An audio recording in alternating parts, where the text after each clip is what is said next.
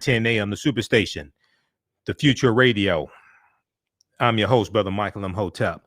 It is Wednesday, November 25th, 2020, and we are live. Hope everybody's doing well today. It's been a very busy week already. Been a fairly busy news day as well. We know Donald Trump gave a, unindicted co-conspirator number one gave a pardon to a criminal named Lieutenant General Michael Flynn. So we'll deal with an abbreviated news roundup segment today. We know that we're coming up on Thanksgiving and Thanksgiving Day weekend as well. So on today's show, there was a big story that broke yesterday dealing with Dave Chappelle.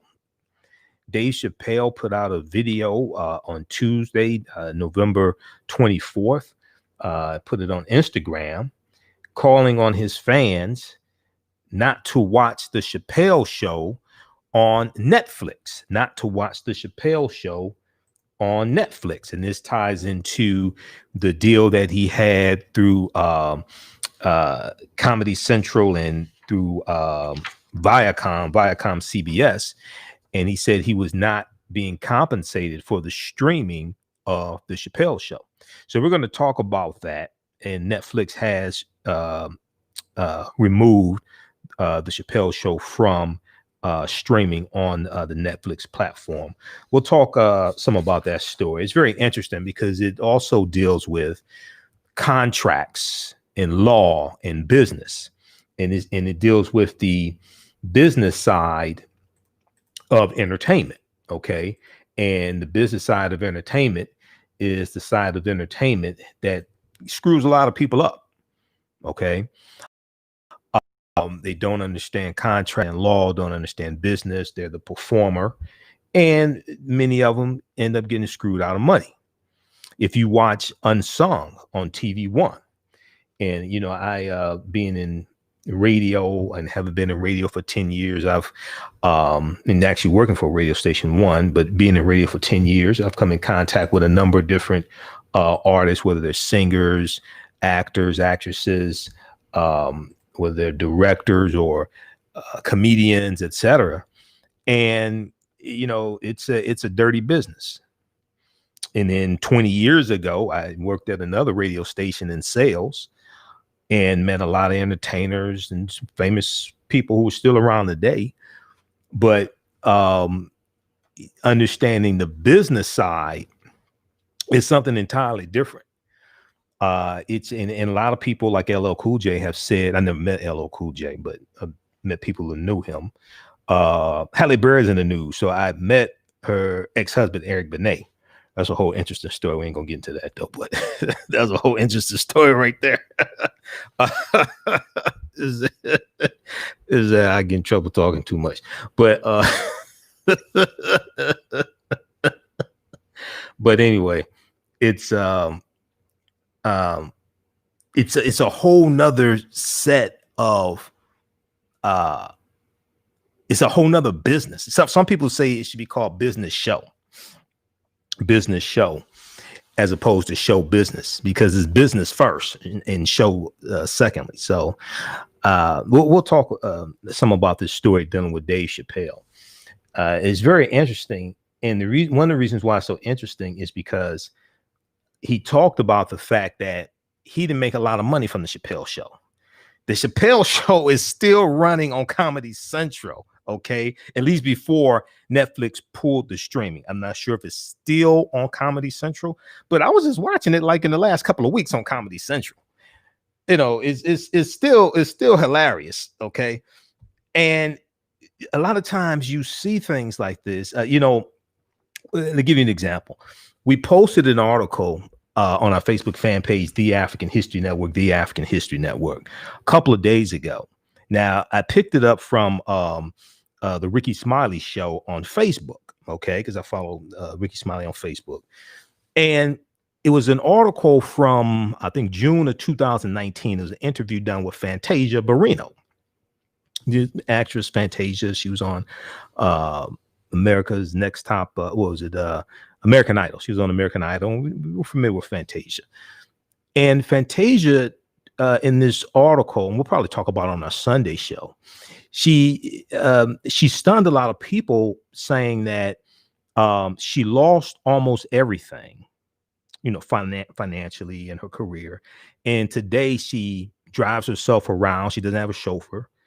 She doesn't have a cook, at least one, daily. She doesn't have a cook. She cooks her own food, things like that. So she started doing things more for herself and paying more attention to her finances.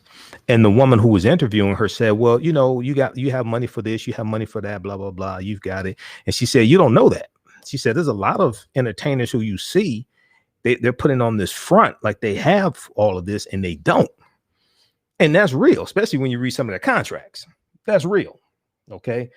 And one of the things that happened in the industry, and I knew promoters, I knew people who were representatives for record companies back in the late 90s. Okay. Back like 98, 99, going into 2000. And the digital downloads changed the game. The Napster, even before it was really iTunes, I think there were some other ones, but the digital downloads that cut into the revenue and the profits of the recording industry. So it totally changed everything. So one of the things I encourage young artists, and I meet some young artists, here and there, and doing radio, especially when we were broadcasting in studio. Because of COVID-19, the radio station has us broadcasting from home. But one of the things I encourage young artists to do is to watch every episode of Unsung on TV1, because and take notes. Don't just sit there, be entertained. Take notes, because if you can watch Unsung and you watch how many of these artists, we still listen to the music today, they died broke, had bad contracts, blew the money, snorted the money.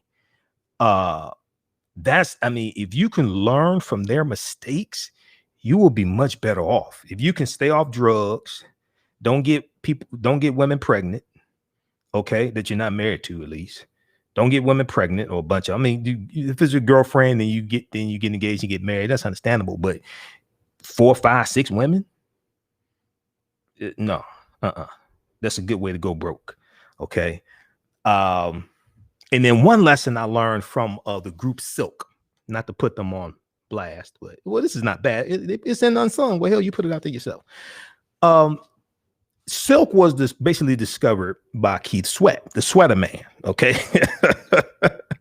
And so Silk came out. They had a big first album. You remember, let me look you up and down, and they had some hits, right? I saw them perform live. Silk, they were performing. I remember at St. Andrews Hall, because like back in the day, a lot of times I got tickets for free to go places, things. Go see people perform, and I get to meet people backstage after the show, what have you. Okay.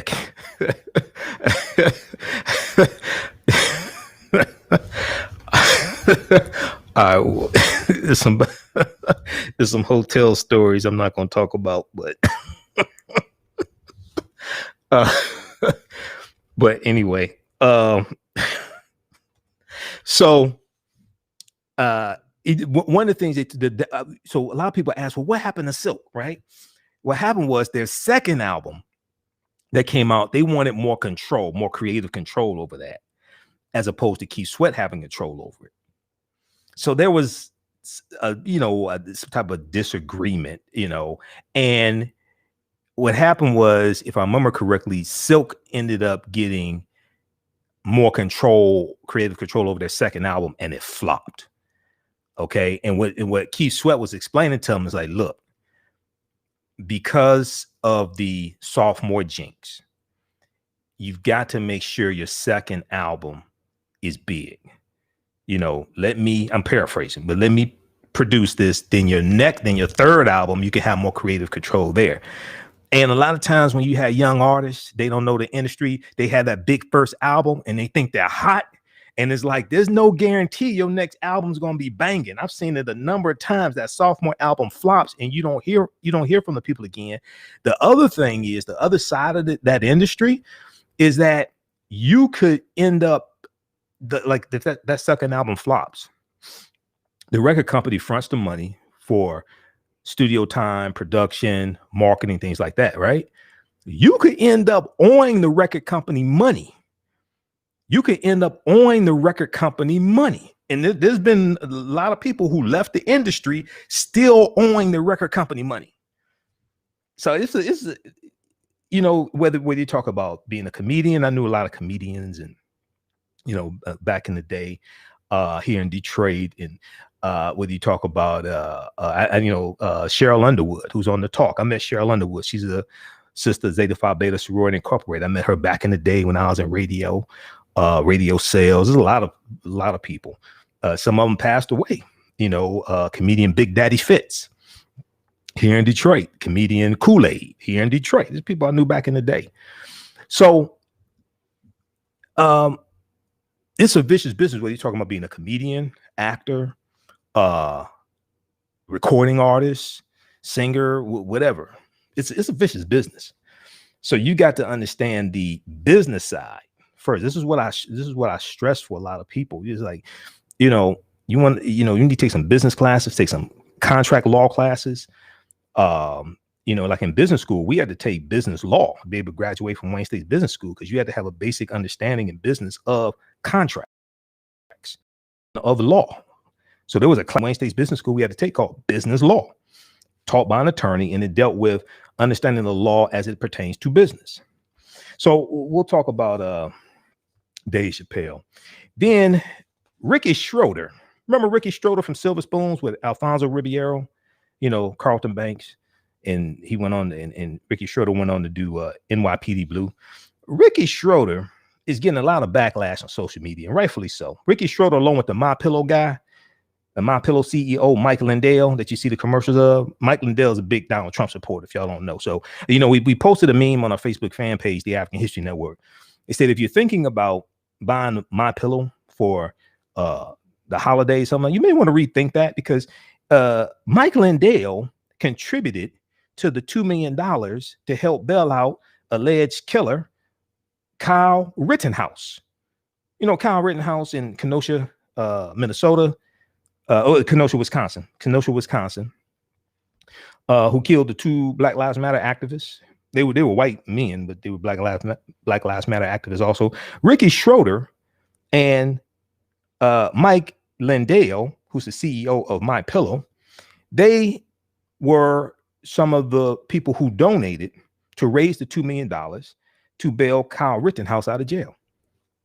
We're going to talk about this. New York Post has an article about this. YourBlackWorld.net also. Very interesting. So you see these people coming out supporting this. And then Ricky Schroder is getting backlash on social media. What the hell do you think was going to happen? What do you think was going to happen? Complex.com has an article. Ricky Schroder calls police after being harassed online for helping Kyle Rittenhouse post bail. You think? They were just harassing you online. That's all it was. Really? Okay. But all right, so we'll talk about that story. Then I saw an article. One of my Facebook friends posted this, or was it on Instagram? Because I'm on Instagram also. It's Michael Imhotep on Instagram, I think. But this was an article from October 8th, 2019. Africa has the highest number of female inventors in the world. Africa has the highest number of female inventors in the world. The Intellectual Property Office in the United Kingdom has published a study revealing a list of the countries with the highest share of female inventors. The findings show that African nations have the highest proportion of female involvement in female inventors. The African nation of Togo leads the list, followed by Uganda and Latvia in Europe. So we know that the first engineers, okay, come in engineering comes out of Africa, things like this, even before the great pyramids of Khufu, Khafre, and Menkaure, things like this. We have Southern Africa, structures in Southern Africa. We know this. Engineering, science, mathematics all comes out of Africa, specifically the Nile Valley region of Africa. But when we think about inventors today, okay, and we think about, well, which nations have the highest proportion of inventors, many people would not automatically think of African nations. Donald Trump probably wouldn't, because he called them S-hole countries. We'll talk about that also. Calling number 313-778-7600. 313-778-7600 is the calling number if you have a question or comment. Listen to the African History Network Show. You can donate to the African History Network, $ the AHN Show through Cash App, $ the AHN Show through Cash App, then also through PayPal, paypal.me/the AHN Show, paypal.me/the AHN Show. And at our website, AfricanHistoryNetwork.com, AfricanHistoryNetwork.com. Okay, so we're here 6 days a week now as of October 12th instead of 1 day a week. We're still on Sundays, 9 p.m. to 11 p.m. Eastern Standard Time, as we have been in that time slot for 4 years here on 9:10 a.m. the Superstation WFDF in Detroit.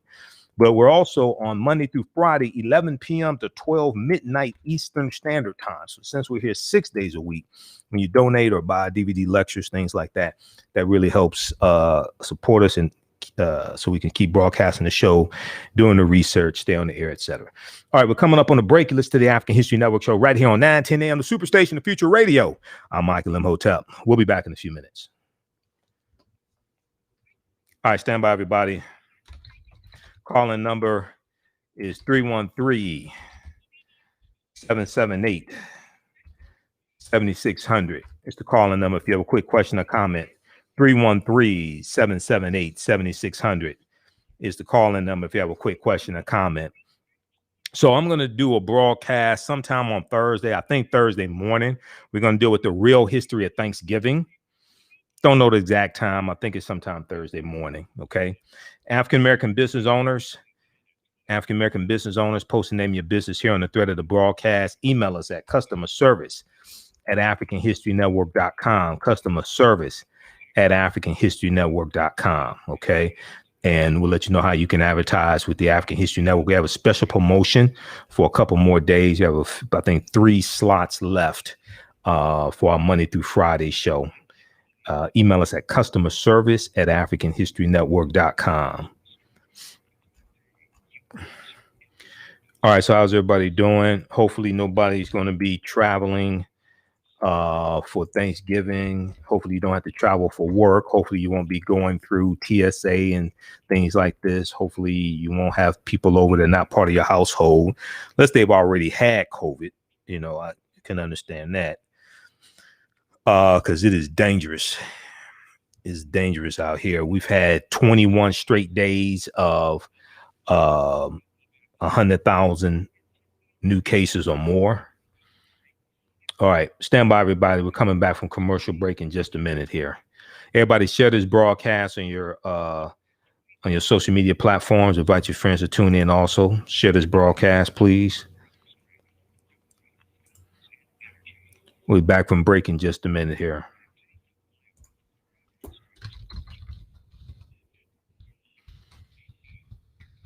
All right.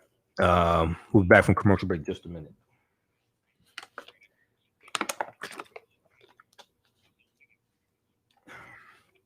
So what are you all doing for Thanksgiving? Even if you don't celebrate, because Thursday, we're going to deal with like the real history of Thanksgiving. And when I do this presentation, we deal with it from the perspective of Native Americans. All right, man, they got a lot of commercials. Okay. All right, Tawana, we got Tawana, Aurea. We have a lot to be thankful for. Yeah, we're still here. That's one of the things we're thankful for. We're still here too. Donald Trump is leaving. He needs to call the Jim, James, Paul, and Tyrone Moving Company so they can help him pack his stuff. Welcome back to the African History Network Show right here on 910 AM the Superstation, the Future Radio. Hey, I'm your host, Brother Michael Imhotep. It is Wednesday, November 25th, 2020, and we are live. Hope everybody's doing well. The call-in number is 313-778-7600. 313-778-7600 is the call-in number if you have a quick question or comment. And we're still on Sundays, 9 p.m. to 11 p.m. Eastern Standard Time. We've been in that time slot for 4 years. Also on Thursday, they're re-airing, the best of shows on 9:10 a.m. Superstation. So we won't be on live Thursday. We'll be back Friday night, 11 p.m. to 12 midnight Eastern Standard Time. Thursday on my social media platforms, the African History Network on Facebook and Michael Imhotep on YouTube. Sometime, I guess, Thursday morning, I'm going to do a broadcast dealing with the real history of Thanksgiving and what are we really celebrating, those that celebrate it. And when I do that presentation, when I deal with that history, I deal with it from the perspective of Native Americans, especially the Wampanoag Nation of Native Americans. Okay, so we deal with the real history, what happened in 1621, what we were told was the first Thanksgiving. So we deal with all that history. And then how did Thanksgiving become a national holiday going back to the Civil War? Okay, right around 1863, the first National Day of Thanks. And we do with Sarah Josepha Hale. Sarah Josepha Hale was the woman who is largely credited with helping Thanksgiving become a national day of thanks, a national holiday. And Sarah Josepha Hale is probably better known. Well, people know a story that she wrote, but don't know she wrote it. She's the woman who wrote Mary Had a Little Lamb. Okay, so follow us on our Facebook fan page, The African History Network, The African History Network, and my YouTube channel, Michael Imhotep, IMHOTEP, for that lesson on Thursday. I guess we'll do Thursday morning. Depends upon what time I get up. Just be honest with you. I don't know, because I'll be off from 9-10 tomorrow. So I'm trying to figure all this stuff out. I don't know. But we'll do it sometime Thursday. Okay. All right. You can donate to the African History Network, $ the AHN Show through Cash App, $ the AHN Show through Cash App, and then also through PayPal, paypal.me/the AHN Show. All right. I want to go to this clip here. So this is from Screen Rant. We posted this article from Screen Rant on Tuesday, November 24th. It got over 2,000 likes on our Facebook fan page, The African History Network. Netflix removes Chappelle's show after he demands fans never watch it again. Okay. Now, many of us watched the Chappelle show. I remember back it was about 2003. It came on. I mean, there's some classic stuff in there. I'm Rick James B and all type. He's doing Prince and Rick James. He did what's his name? T-Pain. I mean, Dave Chappelle is very, very talented. Okay. Now I don't like the usage of the N-word because I don't use it at all. But he's still very talented. He has a lot of insight. There's some brilliance there. But Netflix has pulled Dave Chappelle show, from its service after just 3 weeks due to Dave Chappelle's anger over the deal's lack of pay. Now, Dave Chappelle's classic Comedy Central series, which still airs on Comedy Central. Okay, still airs on Comedy Central. And I was just watching it last couple of weeks, man. I was like, there's a lot of brilliance there. And then he had the Roots on. That was a brilliant show. Okay. And you know what? The episode that I saw, it had Common and Kanye West perform. This was Kanye West before he just after the damn food and is not getting invited to the cookout anymore. Okay. Unless it's to wash the dishes. But it was like Common and Kanye West. So you go through and look at all the people they had on that show. What it reminds me of is the Flip Wilson show. Because Flip Wilson left Hollywood also. And Flip Wilson left Hollywood to go help raise his family. Okay. And I used to watch the Flip Wilson show when I was a kid in the 1970s. I sit on the floor in the living room, watch it with my parents. And I remember Geraldine, what you see is what you get. And the devil made me do it. The Flip Wilson was brilliant. And he had everybody on there, everybody from Red Fox to Muhammad Ali. All these people on the Flip Wilson show is one of the, I think Spire on which the Spire TV It's Aspire cable channel, which is owned by Magic Johnson.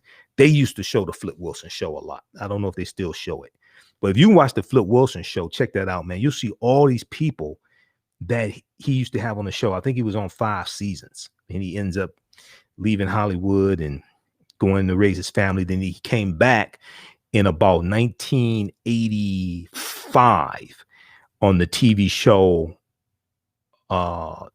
Charles and Company or something like that. It was like a kind of like a clone of the Cosby Show. It was on a different network. It was on the ABC network, if I remember correctly. Cosby Show was on NBC. So season 2 of the Cosby Show, Flip Wilson comes with his sitcom about an African-American family. His wife was played by Gladys Knight. One of his sons was played by Jaleel White, who goes on to be Steve Urkel on Family Matters, and Family Matters was on for 10 years on ABC also. Okay, but that door for all these shows, whether it's Hanging with Mr. Cooper, whether it's The Fresh Prince of Bel-Air, whether it's a Flip Wilson show, whether it's Family Matters, all those shows, the door was opened by Bill Cosby, The Cosby Show. Okay, so it's important for us to really understand that legacy that Bill Cosby laid. And when you go look at the movie, it wasn't Uptown Saturday. No, it was Uptown Saturday Night, because they were trying to get the lottery ticket. When you go look at Uptown Saturday Night, Flip Wilson is in the movie also. He's the preacher, okay, in the movie.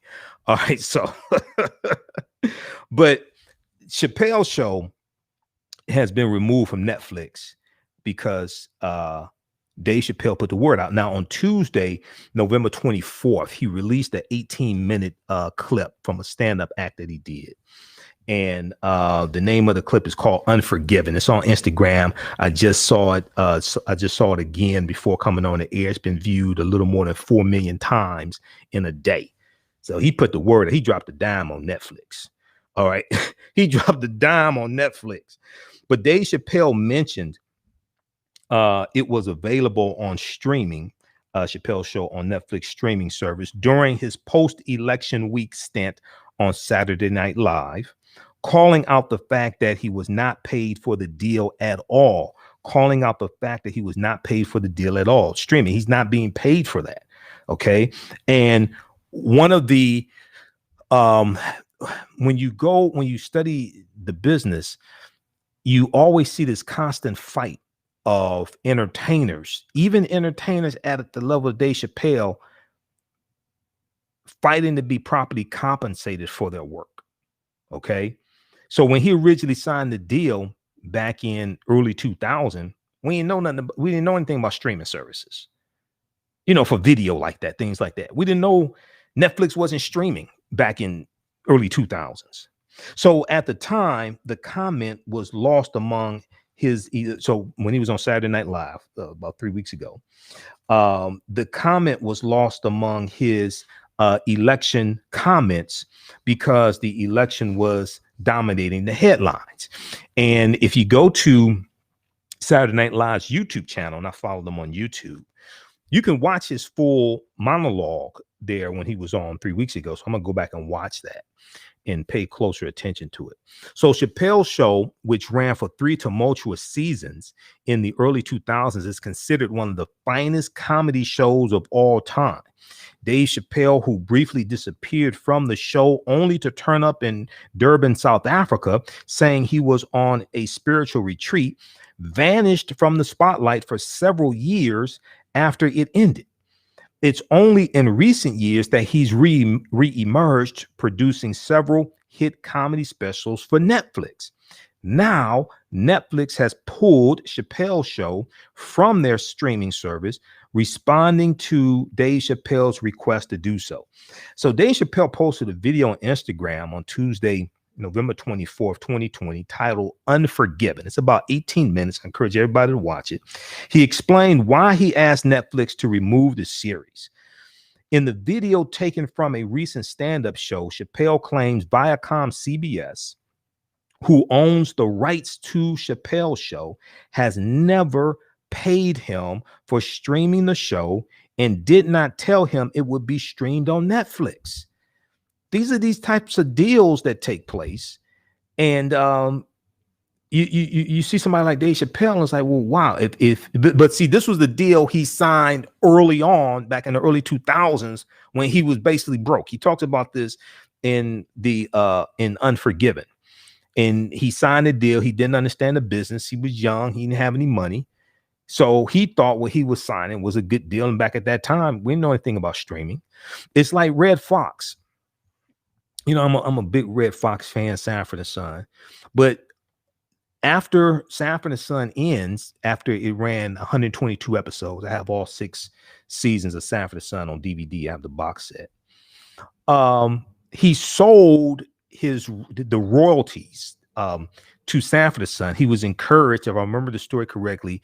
He actually sold it to one of his attorneys, and he thought he was making a good deal, but he said the attorney was looking out for himself, but not his client. You know, and we didn't know when he sold it, we didn't know anything about box DVD sets and that being sold, and really understanding reruns and things like that, right? So he largely died. We know he had problems with the IRS. He largely died broke. He was filming the TV show The Royal Family, which was on ABC, if I remember correctly. The Royal Family. Della Reese played his wife.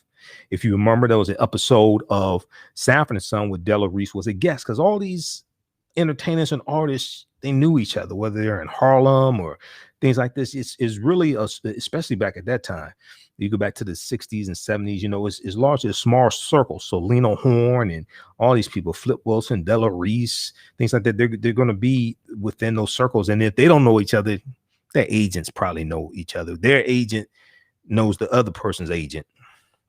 They probably know each other. Okay. So they're going to, you know, you one person away or 2 people away from knowing one of these entertainers. So Dave Chappelle reveals that when he found out it was on Netflix, the Chappelle Show streaming on Netflix, when he found out it was on Netflix, he called Netflix and told them it, quote, makes him feel bad, end quote. It makes him feel bad. And he talks about this in the stand-up. Now, as a result, Netflix agreed to remove it from their platform. He went on to say that by streaming the show, they would be, quote, fencing stolen goods, and teases the fact that he would like to do another season of Chappelle's Show, but can't because Comedy Central owns the rights to the name and his likeness from the show. So in these contracts, I've seen some of these contracts, the company has the rights to use your likeness for perpetuity. Some of these contracts is like legalized pimping. I'm gonna be honest with you. Some of these contracts, oh my God, they own the rights for perpetuity. After you're dead, they're still making money off of you. So Comedy Central owns the name Chappelle Show, even though that's part of his last name. So he can't do another show called Chappelle Show unless it's a deal with Comedy Central to give him permission to do this. All right. You know, whoever said pimping ain't easy didn't own the company. We've heard the term pimping ain't easy. It is when you own the company and it's your attorney drawing up the contract. Pimping is easy then. All right, so I want to go to this clip here from Screen Rant, where they give a breakdown of what happened. Let's go to this clip, Shakita. Chappelle Show is off Netflix after just 3 weeks, and Dave just gave fans some insight. Chappelle himself took to social media to put Viacom CBS on blast. People think I made a lot of money from Chappelle Show. When I left that show, I never got paid. Despite Chappelle Show being one of the most revered comedy shows of all time, Dave left the spotlight only to return to Netflix in 2017 with a series of exclusive stand-up specials. Which begs the question, if Dave loves Netflix so much, why did he want them to take Chappelle Show off their platform? I called them and I told them that this makes me feel bad. They agreed that they would take it off their platform Dave has encouraged his fans not to watch Chappelle Show, but will fans heed his warning? And will Viacom finally pay us? We'll just have to wait and see how it all shakes out. For more movie and TV news, keep it right here on Screen Rant. We'll see you next time. All right. So check out this article from screenrant.com. And we'll post a link here on the thread of the broadcast. We already posted on our Facebook fan page, The African History Network. It's gotten over 2,000 likes and hundreds of comments. Netflix removes Chappelle Show after he demands fans never watch it again. So he dropped the dime on Netflix. He exposed look at what Dave Chappelle did. He didn't have to go through a publicist to put out the 18-minute clip. It's on his Instagram page. It's been viewed 4 million times in maybe about 24, 36 hours, something like that. Netflix does not want the blowback. Netflix does not want the negative publicity. So Netflix is complying. Okay. And then and what Dave Chappelle did is also he put Viacom, CBS on blast. And he's exposing these contracts. What's going on here? All right. So it's a remarkable piece of stand-up that Dave Chappelle did. It's about 18 minutes. And which ends with Chappelle begging his fans not to watch the show on any streaming service unless it's announced that he'll get paid for it. Dave Chappelle is no stranger to controversy, covering subjects that other comedians often avoid. He received a lot of backlash for taking on cancel culture in his Netflix special Sticks and Stones, and has been criticized for similar sentiments throughout his career. So check out this article and watch the clip. It's on Dave Chappelle's Instagram page. Now, speaking of somebody, actor who was a childhood actor, who's not getting a lot of support, not getting a lot of sympathy, little Ricky Schroder. Okay, so New York Post had an article about this. Your Black World picked it up. Actor Ricky Schroder helped get Kenosha shooter Kyle Rittenhouse out of jail. Actor Ricky Schroder was on Sliver Spoons with Alfonso Ribeiro. Then he went on to NYPD Blue. Helped get Kenosha shooter Kyle Rittenhouse out of jail, along with the help of the My Pillow guy, who to me looks a little creepy. I ain't trying to cast aspersions on anybody, but he's a little creepy to me. But anyway, actor Ricky Schroder and My Pillow CEO Mike Lindell both helped get Kenosha shooter Kyle Rittenhouse, 17 years old, with the assault rifle. You remember his mama drove him across line with the assault rifle because he just wanted to go protect property so much. Okay, this is after Jacob Blake was killed and there were protests going on and some, fire setting windows, broken things like this, right? But he wanted to travel across state lines to protect property so much because if Black people don't need being protected, it's property that needs to be protected. Okay, so they along with other donors raised $2 million to get Kyle Rittenhouse out of jail. Okay, according to a report. That was Friday, November 20th. He was released from jail on bond. So he faces murder charges in the August 25th shooting during a Black Lives Matter protest in Kenosha, Wisconsin.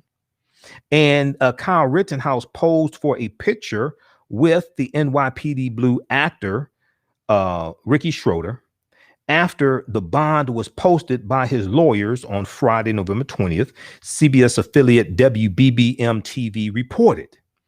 Now, Lynn Wood, Lynn Wood, one of Kyle Rittenhouse's attorneys, posted the photo on Twitter shortly before 9 p.m. that day. Free at last, Wood wrote on the post, which shows a smiling Kyle Rittenhouse standing between Ricky Schroder and attorney John Pierce. Thank you all donors. Thank you all patriots. Thank God Almighty. Okay. How's it that they're patriots? How's it that they're patriots? First of all, it's illegal for you to have a gun in the first place. So how are they patriots? I don't understand this. So Kyle Rittenhouse of Antioch, Illinois, claims he acted in self-defense when he shot and killed protesters Anthony Huber, Huber, 26 years old, and Joseph Rosenbaum, 36 years old, and wounded a third man while with a militia group during protests of the police shooting of Jacob Blake. Jacob Blake was shot 7 times in the back by Kenosha cops during a domestic disturbance, sparking anti-police demonstrations. I just find it interesting. You got these militia groups. They want to go protect property. They're not coming in to protect African Americans from the police. They're coming in to protect property. Okay. So Kyle Rittenhouse fled to Illinois, but surrendered to police there the following day and was later extradited back to Wisconsin to face trial. The teen has become the darling of conservative and pro-gun rights groups. Okay.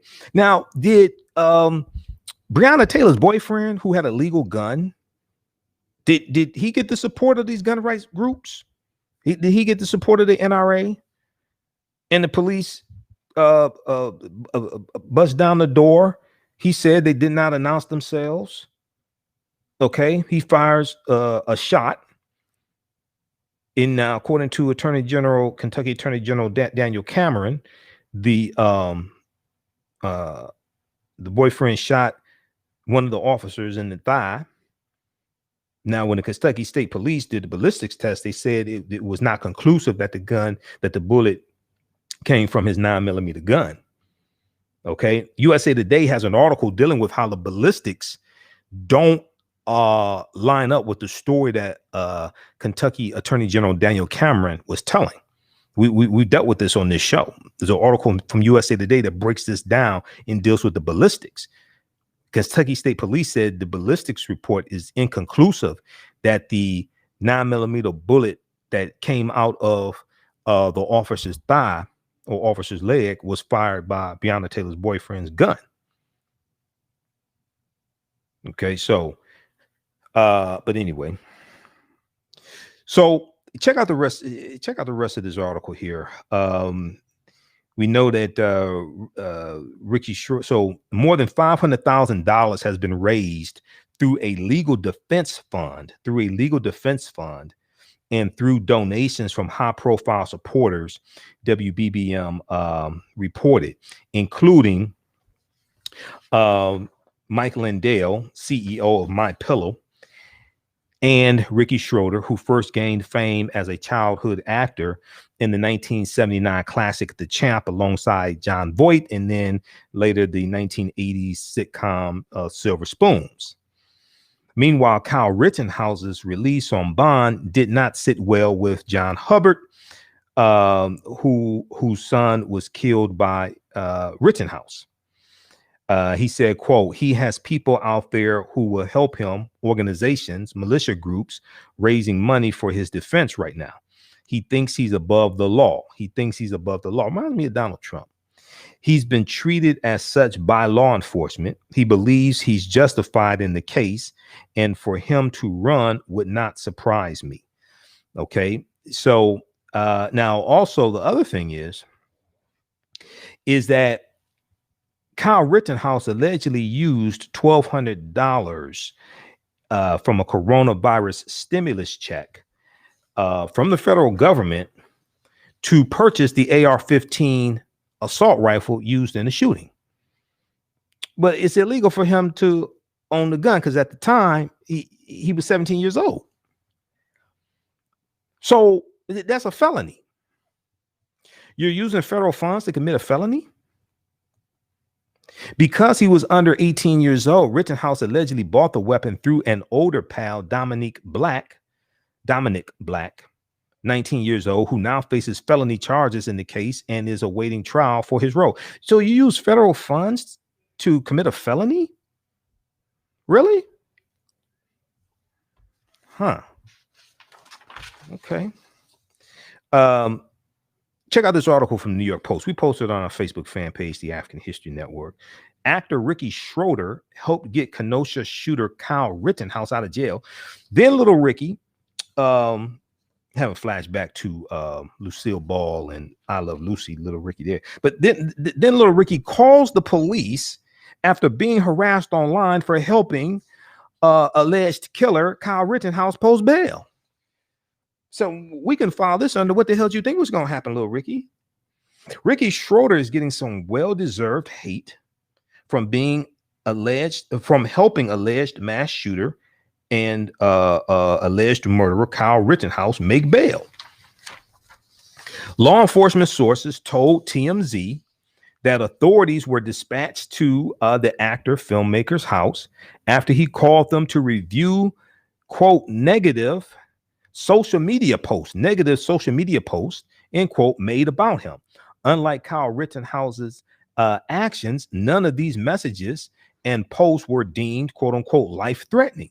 Instead, they merely hurt his fragile feelings, according to complex.com. Complex.com has this article. They hurt his fragile feelings, forcing him to try to tell on the trolls and get the police involved. So this past weekend, we know TMZ reported that the NYPD Blue actor donated 6 figures to Kyle Rittenhouse's bail fund. Per the suspect's attorney, Lynn Wood, Ricky Schroder donated $150,000 to help Kyle Rittenhouse pay the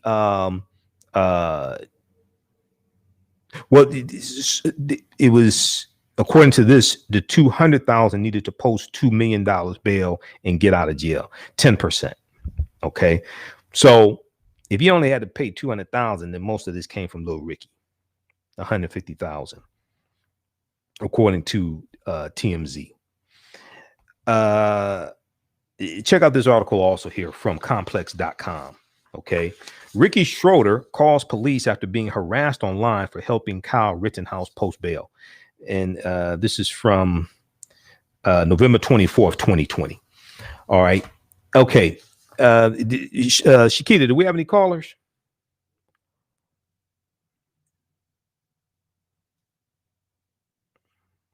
Do we have any callers, Shakita? Okay, let me know. No callers. Okay. All right. And then lastly, I want to get to this other story here. How's everybody doing? Everybody share this broadcasting and social media platforms. Invite your friends to tune in also. You can donate to the African History Network, $ the AHN Show through Cash App, $ the AHN Show through Cash App. Then also through PayPal, paypal.me/the AHN Show, paypal.me/the AHN Show, and at our website, AfricanHistoryNetwork.com. Africa has the highest number of female inventors in the world. Africa has the highest number of female inventors in the world. This was an article I saw from BusinessInsider.com, and somebody posted this. I can't remember whether it was on Facebook or Instagram, one of my friends on Facebook and Instagram, but it came out October 8th, 2019. So we posted it on our Facebook fan page, the African History Network. It got hundreds of likes. So I said, we need to talk about this because, see, you know, this probably would surprise Donald Trump if he actually read, because he said, you know, these African nations were S-hole countries, right? A new study by the United Kingdom's Intellectual Property Office has explored gender profiles in patenting across the world, like patenting in inventions, patenting across the world. The research titled An Analysis of Female Inventorship found that the highest share of female inventors are in Africa. The highest share of female inventors are in Africa. According to the study, the African nation of Togo, Togo, that now some people, Donald Trump will probably look at that and call it Togo. Togo, no, it's Togo. Togo is Togo, not Togo. Togo. But the African nation of Togo has the highest proportion of female involvement in patent applications, looking at the period of time from 1998 to 2017. Uganda is second in the world with 44.5%, followed by Europe's Latvia in third place with 39.05%. Overall, there are 5 African nations on the list of the top 10 countries with the most female inventors. 5 African nations on the list of the top 10 countries with the most female inventors. So the top 10 countries with the highest number of female inventors are Togo 57%, Uganda 44%, Latvia 39%, Liberia 38%, Rwanda 37%, Cuba 36%, Botswana 35%, Sri Lanka 34%, Papua New Guinea 29%, and Georgia, the European nation of Georgia, 29%. So you have 5 African nations: Togo, Uganda, Liberia, Rwanda, and Botswana. 5 African nations out of the top 10 countries in the world with the highest percentage of female inventors. Now, looking at the recent trends in female inventorship across the world, the report also found a slow but gradual increase in the number of female inventors in all global patent applications. Before 1965, the share of female inventors in the world was generally between 2% and 3%. Before 1965, the share of female inventors in the world was generally between 2% and 3%. Now, this has since grown from 6.8% in 1998 to 12.7% in 2017. This has grown from 6.8% in 1998 to 12.7% in 2017. Now, over one in 5 applications have at least one female inventor. Now, over 1 in 5 applications, a little more than 20%, have at least one female inventor. More women are applying for patents as well. So this indicates that a growing increase in the share of female inventors in patent applications across the globe. All right, so check out this article here from businessinsider.com, picked up from Pulse. From pulse.ng. Africa has the highest number of female inventors in the world. This is from October 8th, 2019, but it caught my eye. We posted it on our fan page, the African History Network. It got a big response. So I said, let's talk about it here as well. Also, howafrica.com and some other outlets picked up on this article, picked up on this study as well. Okay. So we'll be back Friday and we'll be back Sunday, Thursday. Thanksgiving Day, we'll do a special broadcast, I guess Thursday morning. Follow us on our Facebook fan page, The African History Network, The African History Network. Then on Facebook and my YouTube channel, Michael Imhotep, IMHOTEP. And all my DVD lectures are available at our website, AfricanHistoryNetwork.com, AfricanHistoryNetwork.com. We have bundle packs there on my lectures as well. We have the 8 DVD set, The Africans Who Were Here Before Columbus, The Africans Who Were Here Before Columbus. And I also have a 3-hour lecture at our website dealing with the history of Christmas, ancient Kemet, the Moors, and ancient Kemet, the winter solstice, and the history of Christmas as well. So 3-hour lecture I've done dealing with the history of Christmas. All right. So look, hey, thanks for tuning in. We're going to get out of here. Remember, the African History Network, we focus on educating, empowering, and inspiring people of African descent throughout the diaspora and around the world, because right now it's correct wrong behavior. It's not over till we win. We're going to continue for a little while longer on our social media platforms. We'll give you an update. We'll do our news roundup segment. So keep watching on our Facebook fan page and YouTube. We'll keep going for a few more minutes. Remember, right now it's correct wrong behavior. It's not over till we win. Wakanda forever. We'll talk to you next time. Peace. Stand by. All right, stand by, everybody. All right, let's continue here for a little while longer. African-American business owners, post and name your business here on the thread of the broadcast. We'll let you know how you can advertise with the African History Network. Email us at customer service at AfricanHistoryNetwork.com, customer service at AfricanHistoryNetwork.com. Let's do a quick update on what's going on in the news and our news roundup segment. How you doing there, Leah? Brenda, how's everybody doing? And also, if you like this type of information, you can donate to the African History Network, $, the AHN show through Cash App. and paypal.me/the AHN show. Okay, we'll post the information here. So if you want to donate 5, 10, 15, 25, 50, 100, whatever it is, through PayPal, if you want, you can set up for a recurring donation also at our website, AfricanHistoryNetwork.com. Click on the yellow donate button. Well, as I've been saying, coronavirus is spreading, and we see that we're at 12.6 million cases, 261,000 deaths. We are at about 21 straight days of 100,000 new cases or more, okay, which is a record. As virus spread continues, cases and deaths soar. The U.S. added more than 1 million coronavirus cases in each of the last 2 weeks for the first time since the outbreak started. So the past 2 weeks, 1 million new cases each week. The U.S. added more than 1 million coronavirus cases in each of the last 2 weeks for the first time since the outbreak started. Until this month, weekly cases numbers had not exceeded 500,000. Health experts say the soaring numbers reflect both increased testing and the spread of the virus. The virus is the infection rates are steadily increasing. Okay. So health experts say the soaring numbers reflect both increased testing and the spread of the disease.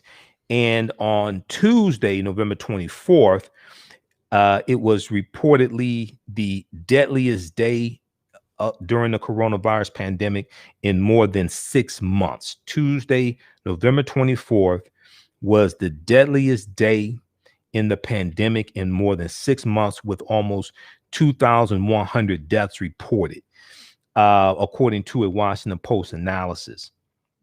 Now, let me see something here. And then for Wednesday, November 25th, you had almost 2,300 coronavirus deaths reported when we look at the updates from the Washington Post, the live updates from the Washington Post. There have been 12,673,000 confirmed cases in the United States of coronavirus, 12.6 million confirmed cases of coronavirus in the U.S., with 261,000 deaths based on a count by NBC News. Now, despite the Center for Disease Control and Prevention's warning to Americans that the warning that came out last week to stay home for Thanksgiving, don't travel for Thanksgiving, don't go over people's houses that you have other family that don't live in that house coming over. The Center for Disease Control and Prevention is telling people, do not do that. That's a very easy way for coronavirus to spread. Okay, people are going over family's house, things like this, and they think they're safe, and they're not safe. Okay, so despite the CDC's warning to Americans last week to stay home for Thanksgiving, millions of people have flown anyway, causing new concerns about the spread of the virus. This past weekend, Friday through Sunday, you had at least 3 million people who went through TSA. You're going to have going into December. December is going to be horrific for new cases and deaths, because if you have a spike in new cases, that's usually followed by a spike in deaths about 21, 22 days after the spike in new cases. Well, we've had 21 straight days of 100,000 new cases or more. And now we're seeing this spike in deaths, which coincides with about 21 or so days after the spike in new cases. So you're going to probably have like a month of deaths, 2,000 or more a day. All right. So check out the updates from NBCnews.com, and we'll post some articles dealing with this as well. All right. We're going to get out of here. Remember, at the African History Network, we focus on educating, empowering, and inspiring people of African descent throughout the diaspora and around the world, because right now it's correct wrong behavior. It's not over till we win. Wakanda forever. We'll talk to you next time. Peace. Thanks for watching, everybody. Stay safe. And don't miss our special broadcast dealing with we'll do with the real history of Thanksgiving as well. Okay, sometime on Thursday, I think Thursday morning, we'll see, but it'll be on our Facebook fan page and YouTube, so you can go back and watch it if you miss it. All right, talk to y'all later. Peace. How you doing, Leah and Musamba, Erica, Willie, Brenda? How's everybody doing? Thanks for the donation, Leah. Bruce, we see Mark. All right, everybody take care. Talk to y'all later. Peace. Tawana.